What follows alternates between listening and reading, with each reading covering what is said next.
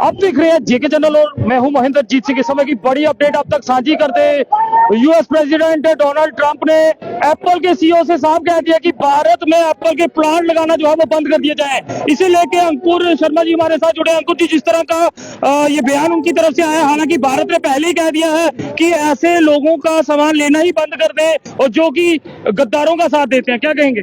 देखिए, भारत एक उभरती इकोनॉमी है।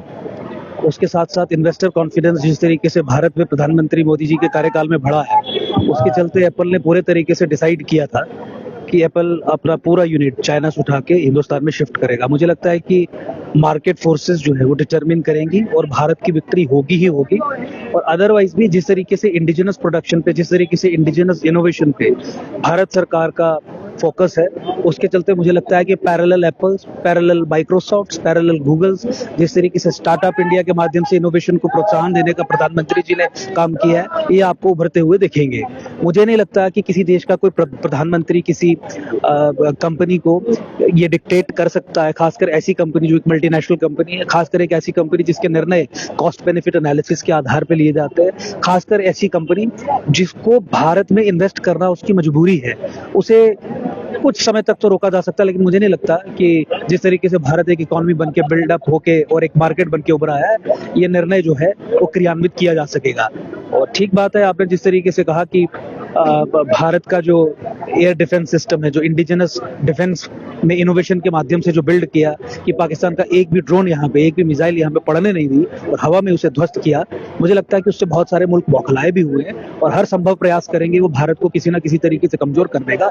लेकिन it's an era of India, ये भारत का काल है और प्रधानमंत्री मोदी जी के नेतृत्व में भारत आगे बढ़ रहा है। मुझे नहीं लगता कि इस तरीके के स्टेटमेंट से भारत को किसी भी तरीके से रोका जा सकता है। जी, आपने इसमें एक बात और भी जिक्र किया कि मजबूरी है उनकी यहाँ इन्वेस्ट करना, उस पर भी थोड़ा मजबूरी इन्वेस्ट करना, जिस तरीके की मार्केट भारत बन के उभरा है, जिस तरीके का इन्वेस्टर कॉन्फिडेंस यहाँ पे है, जिस तरीके की भारत सरकार की नीतियां हैं, ये एप्पल का कॉन्शियस डिसीजन था कि चाइना से टोटल रैप अप करके वो भारत में अपने प्लांट्स को सेटअप करेंगे, अपने इंफ्रास्ट्रक्चर को बिल्ड करेंगे। और ये तमाम जो डिसीजंस हैं, ये इमोशंस पे या पॉलिटिकल कंसिडरेशंस पे नहीं लिए जाते, ये मार्केट फोर्सेस के आधार पे लिए जाते हैं। मार्केट फोर्सेस जो तय करती है उसी तरीके से इकोनॉमी चलती है, उसी तरीके से फैसले लिए जाते हैं। संभव है। मुझे पूरा यकीन है कि एप्पल को यहाँ पे आना ही पड़ेगा और एप्पल आएगा भी। जी, तो जिस तरह से आज आपने देखा कि यहाँ पे जिस तरह की तिरंगा रैली का आयोजन किया गया, एक जश्न था आज, तो लोगों का हजूम यहाँ देखा, लोगों का उत्साह देखा, हर एक वर्ग के लोग जो है यहाँ शामिल थे। क्या कुछ कहेंगे? देखिए, एक कृतज्ञता थी अपनी आर्म्ड फोर्सेस के प्रति। सिविल सोसाइटी ने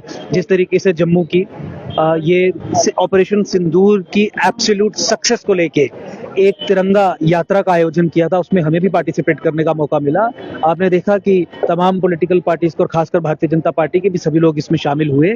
जो कृतज्ञता है देश की भारतीय आर्म्ड फोर्सेस के प्रति, वो कृतज्ञता दिखाने के लिए सब लोग इकट्ठे हुए हैं। जिस तरीके से इंडियन आर्म्ड फोर्सेस ने पाकिस्तान का मनोबल तोड़ा है, पाकिस्तान की हवाई पट्टियां, उनके जहाज को ध्वस्त किया है, टेरर इंफ्रास्ट्रक्चर को, जो जैश हो, लश्कर हो, इनके जो आतंकी हेडक्वार्टर्स हैं, उन्हें ध्वस्त करने का काम किया, पूरी कमर तोड़ी है। और पहलगाम का बदला तो लिया ही लिया है, लेकिन 10 कदम आगे जाके पूरे मिलिट्री एस्टेब्लिशमेंट को भी और टेरर एस्टेब्लिशमेंट को भी जैसे ध्वस्त किया है। मुझे लगता है कि ये हर एक हिंदुस्तानी का दायित्व है कि सड़कों पे उतर के इंडियन आर्म्ड फोर्सेस के प्रति अपनी कृतज्ञता जो है वो जाहिर करे। वही जाहिर करने का काम किया और साथ ही साथ भारत सरकार जिसने पॉलिटिकल लेवल पे ये निर्णय लिया कि अंदर घुस के मारेंगे और बार बार मारेंगे और वॉर डॉक्ट्रिन को चेंज किया।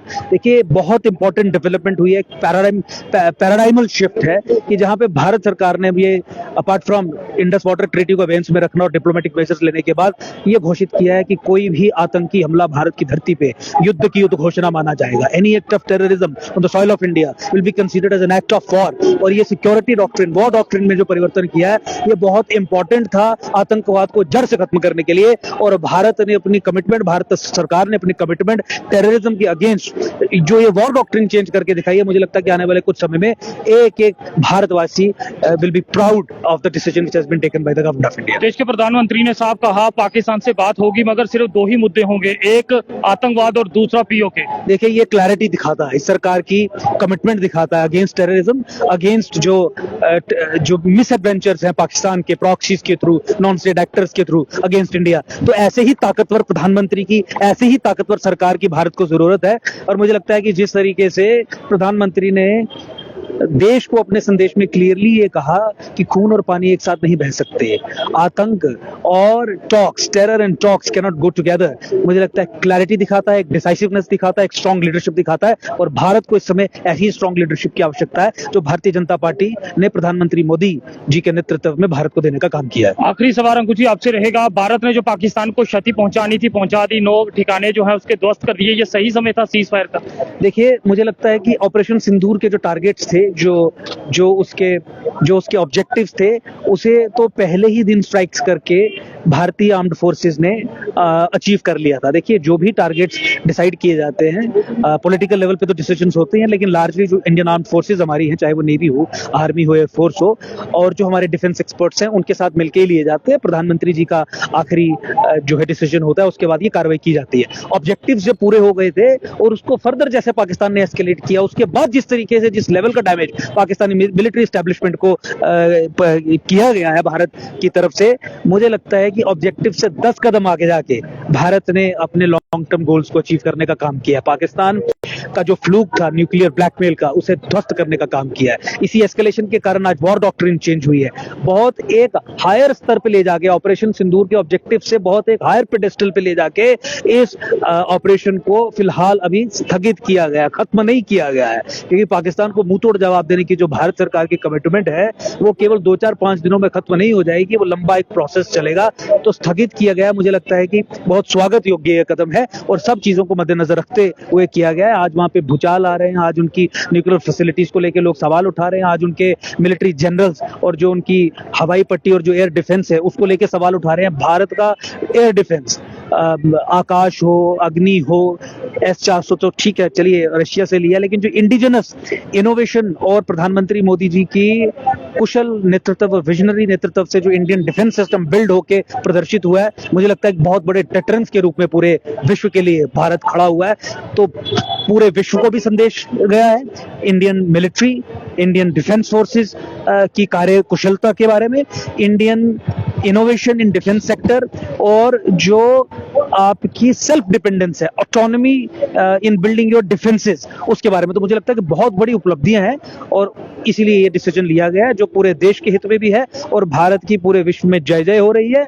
जो मुल्क अभी एक्सपोज हुए हैं, टर्की जैसे, पाकिस्तान के साथ जिन भी मुल्कों ने उनकी मदद की, और जैसे कि आपने देखा कि उसको भारत के लोग अब पनिश कर रहे हैं, अजरबैजान हो, टर्की हो, वहां से अपनी बुकिंग्स वगैरह कैंसिल करवा के। तो मुझे लगता है कि बहुत बड़ी उपलब्धि है जो भारतीय इंडियन आर्म्ड फोर्सेस को देनी चाहिए, और साथ ही साथ पॉलिटिकल लीडरशिप को भी, और उसी के प्रति, उपलब्धि के प्रति कृतज्ञता दिखाने के लिए आज हम सड़कों पे। बहुत बहुत शुक्रिया जी। तो आपको बता दूं इस समय की बड़ी अपडेट आप तक साझा कर दे, यूएस प्रेसिडेंट डोनाल्ड ट्रंप ने एप्पल के सीईओ को ये कह दिया कि एप्पल प्लांट जो है वो भारत में ना लगाया जाए। इसे लेके आपका क्या कुछ कहना है, जरूर बताइएगा। फिलहाल क्या आप लोग भी टर्की, चाइना के प्रोडक्ट्स को बायकॉट कर रहे हैं या नहीं, कमेंट्स में अपनी राय जरूर साझा करें। फिलहाल देखते रहे जेके चैनल। मुझे महेंद्रजीत सिंह और मेरे कैमरा पर्सन रघु को दीजिए इजाजत। नमस्कार।